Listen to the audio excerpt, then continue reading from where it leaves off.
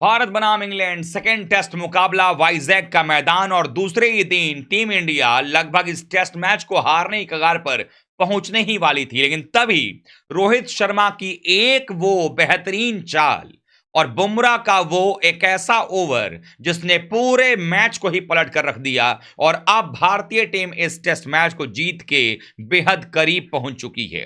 किस तरीके से एक समय ऐसा लगने लगा था जब बेन डकेट और जैक क्रॉले ने पारी की शुरुआत की, तो जिस तरीके से वो गेम को आगे ले जा रहे थे, हमें भी लगने लगा था कि हमारी पहली पारी जो है वो बहुत ही कम रनों पर खत्म हुई है, हमें 100-150 रन और बनाना चाहिए था। किस तरीके से 114 पर एक विकेट से इंग्लैंड की टीम कोलैप्स होती नजर आई, किस तरीके से बुमराह और कुलदीप यादव ने कमाल किया, यह मैं आपको इस वीडियो में बताने वाला। आखिरकार वो कौन सा ओवर था जहां से पूरा मैच ही पलट गया? बुमराह का आखिरकार वो कौन सा ओवर था और रोहित शर्मा ने ऐसी क्या चाल चली थी जिसके बाद हाथ पांव फूल गए इंग्लैंड के बल्लेबाजों के और बेस बॉल जो है वो बिल्कुल रसातल में जाता हुआ नजर आया? बताएंगे इस वीडियो में आगे। वीडियो को पसंद आए तो लाइक कीजिएगा, अपने दोस्तों में शेयर कर लीजिएगा और चैनल पर अगर आप पहली बार आए हैं तो क्रिकेट रोस्ट की फैमिली में सब्सक्राइब का बटन दबा करके अभी शामिल हो जाएगा, क्योंकि यहां पर आपको मिलेगा मैच के दौरान pre match show, lunch break, tea break, उसके अलावा पोस्ट मैच शो और साथ ही साथ रिसर्च बेस्ड कंटेंट। तो चलिए वीडियो को शुरू करते हैं। इंग्लैंड के खिलाफ भारतीय टीम डू और डाई टेस्ट मैच खेल रही है, क्योंकि अगर सीरीज बचानी है तो वाइजैक का मुकाबला हर हाल में टीम इंडिया को जीतना ही होगा। नहीं जीतेंगे तो फिर एक मैच 3 मैच में से जीत करके इंग्लैंड सीरीज अपने नाम कर लेगी और 2012 के बाद से पहली बार इंग्लैंड की टीम हमारे यहां सीरीज जीतेगी। लेकिन इतना आसान कहां होने वाला था? भारतीय टीम के कुछ बल्लेबाजों के गैर जिम्मेदाराना स्ट्रोक और कुछ अनलकी डिसमिसल जो टीम इंडिया के रहे, उसके बावजूद यशस्वी जायसवाल ने तो पहले दिन में 209 रन बनाए, पहले अपना दोहरा शतक उन्होंने पूरा किया, अपने करियर का हाईएस्ट स्कोर बनाया उन्होंने, उनके करियर का यह पहला दोहरा शतक था। एम्स एंडरसन ने उनको आउट किया, लेकिन जब आउट होकर गए उसके बाद भारतीय पारी जल्दी सिमट गई। 386 रन पर लंच से आधे घंटे पहले भारत की पारी जो है वो सिमट गई। लेकिन जो 15-20 मिनट का खेल मिला लंच तक, उसमें 5 ओवर में 31 रन ठोक दिया बेन डकेट और जैक क्रॉले की जोड़ी ने। जिस तरीके से शुरुआत हुआ, 212 का स्ट्राइक रेट बेन डकेट का था लंच के समय में, और जैक क्रॉले भी उसी तरीके के अंदाज में बैटिंग कर रहे थे। हालांकि जब लंच के बाद खेल शुरू हुआ, उस समय स्कोर था इंग्लैंड की टीम का अगर मैं देखूं तो 59 रन था, और उसी समय आउट होते नजर आए डकेट। डकेट को चलता किसने किया? कुलदीप यादव ने। वो कुलदीप यादव जो इस टेस्ट मैच में शामिल किए गए हैं।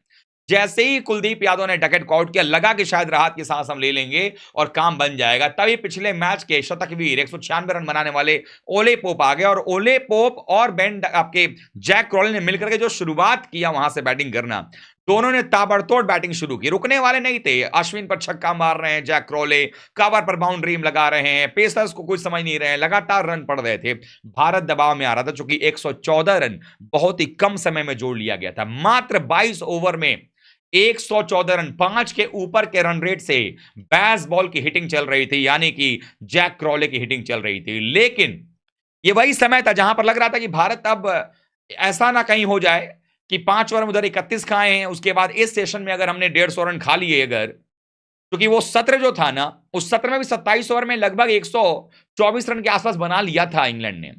हमने 4 विकेट निकाले, लेकिन वो समय था जहां पर लग रहा था कि ये तो हाथ से गेम गया, क्योंकि अगर ये 2 सत्रों में अगर आज ही 300-350 क्रॉस कर जाएंगे तो तीसरे दिन भी बैटिंग के लिए विकेट अगर थोड़ी बहुत सही रहती है, और अगर इन्होंने पहली पारी के आधार पर अगर हमसे इन्होंने 100-150-200 का लीड ले लिया, तो आप सोचें जरा कि भारत फिर चौथी पारी में ना खेलते हुए भी चौथी पारी वाला खेल का फील करता, क्योंकि कायदे से तो इंग्लैंड को चौथी पारी खेलनी है, लेकिन अगर उनका लीड हो जाता तो फिर क्या होता? सब चिंतित थे, तमाम क्रिकेट फैंस जो ग्राउंड पर बैठे थे, वीकेंड का समय है, सब सोच रहे थे अब क्या होगा, अब क्या होगा। लेकिन तभी रोहित शर्मा ने कहा कि नहीं भैया, अब हम लेकर के आते हैं अपने तुरूप के इक्के को।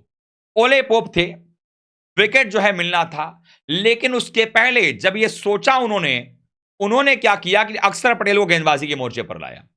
अक्षर पटेल ने क्या किया कि 114 पर दूसरा विकेट जैक क्रॉले का निकलवा लिया। कदमों का इस्तेमाल करने गए, आउट हो गए। शानदार कैच अय्यर का था।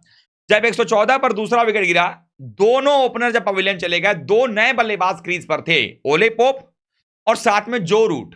अब जब जो रूट आते हैं तो रोहित शर्मा यहां एक चाल चलते हैं, शातिर चाल, और वो चाल रहती है, उनको ये लगता है कि अभी तक जो रूट बुमराह के खिलाफ लगातार स्ट्रगल कर रहे हैं, लगातार उनके खिलाफ वो डिसमिस होते नजर आ रहे हैं। रोहित ने कहा कि यही मौका है दबाव डालने का, क्योंकि पोप भी असहज नजर आ रहे थे बुमराह के खिलाफ में। उन्होंने बुमराह को लगाया और बुमराह के आते ही सबसे पहला काम किया उन्होंने, जो रूट को अंदर आती गेंदों को आते गए और एक बाहर गई और उसके बाद स्लिप में कैच हो गए। तो जो रूट साहब वापस चलते बने, जो रूट साहब मात्र 5 रन बनाकर 10 गेंदों में निकल गए। अब बारी आती है, ये ओवर नंबर था 26वें ओवर की 5वीं गेंद थी, बुमराह बॉलिंग कर रहे थे, उन्होंने निपटाया उनको। उसके बाद 28वां ओवर आता है, यानी कि अगला ओवर करने आते हैं बुमराह। फिर से ओली पोप को बॉल डालते गए, बाहर निकालते गए और 142 किलोमीटर की रफ्तार की एक यॉर्कर जड़ में डाली। वो सीन आप देखकर कहेंगे, मैं आप कोशिश करूंगा आपको दिखाने की कि किस तरीके से वो पूरा गिल्ली जो है वो 3 तरफ हो गया और उसकी वजह से वहां बिल्कुल साफ तौर पर नाराज नजर आए। वो विकेट उनका ऐसे निकला कि उसका कोई जवाब नहीं था उनके पास में और ओली पोप निराश होकर के 55 गेंद खेलने वाला प्लेयर बुमराह की यॉर्कर को समझ नहीं पाया, बोल्ड होकर के गया और यही वो 2 विकेट थे जिसने कहीं ना कहीं ताबूत में आखिरी कील ठोक दिया। हालांकि बेन स्टोक्स ने कुछ देर तक स्ट्रगल दिखाई, जॉनी बेस्टो ने भी ये काम करके दिखाया, लेकिन उसके बाद बुमराह ने कहा कि बेस्टो को कहां छोड़ने वाला हूं, उनको भी निपटा दिया। बुमराह ने उनको भी निपटा दिया, वो भी निपट गया स्लिप में ही। शुभमन गिल ने कैच किया कि नीचे आती गेंद को। उसके बाद फिर से बुमराह का जलवा चला, कप्तान स्टोक्स को निपटा दिया, बोल्ड मार दिया, समझ ही नहीं पाए बुमराह। ऐसा उन्होंने रिएक्शन दिया कि अरे ये क्या हो गया मेरे साथ में।